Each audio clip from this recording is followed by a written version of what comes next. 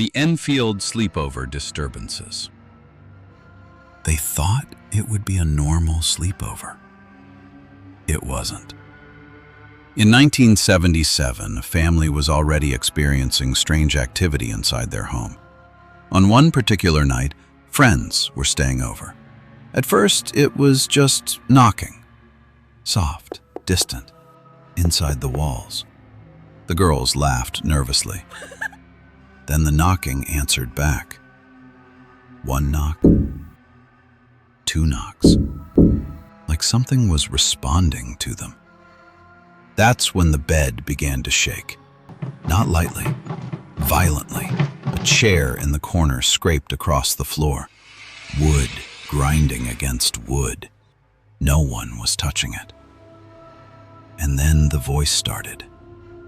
Deep, rough, nothing like a child. It came from the darkness near the doorway. Most of the friends refused to ever spend the night again, but some of them claimed the knocking followed them home. The Sally House sleepover. She woke up with the feeling that someone was standing over her, watching. It was a sleepover in a house already rumored to be haunted. Around 3 a.m, footsteps ran down the hallway, small, fast, like a child. One girl opened the bedroom door. The hallway was empty. Then downstairs, a cabinet slammed shut. Then another. Then another. Each one louder than the last. One of the girls began screaming. She said a little girl was standing at the foot of the bed. Brown dress, dark hair, not blinking. The others saw a shadow move across the wall. In the morning, 3 of them had thin scratches on their arms. Perfectly parallel. None of them ever agreed to sleep there again. The Ouija board recording. They only brought out the Ouija board because they were bored.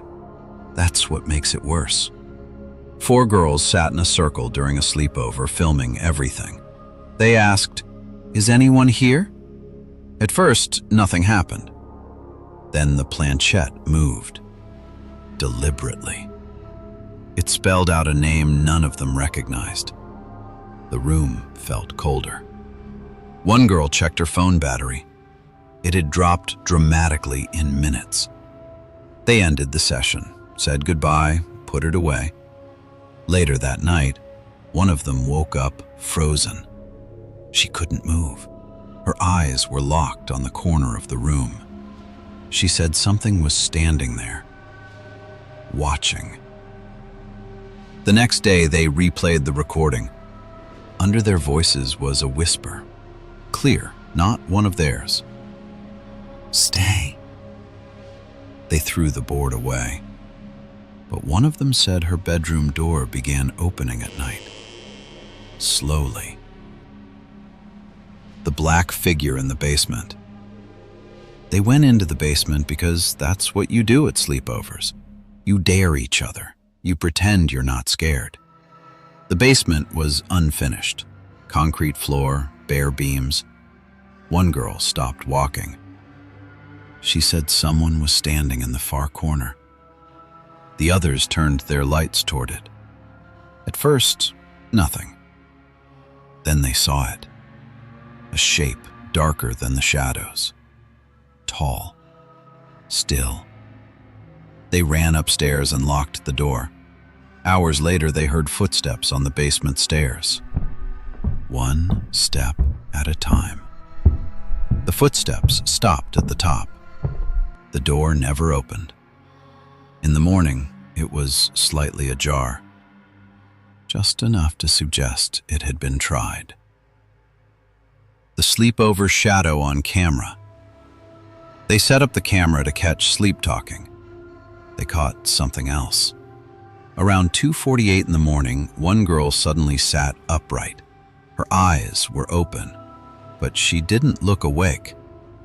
She was staring at the bedroom door. The door creaked open. No footsteps, no hand on the knob. just movement. She didn't blink.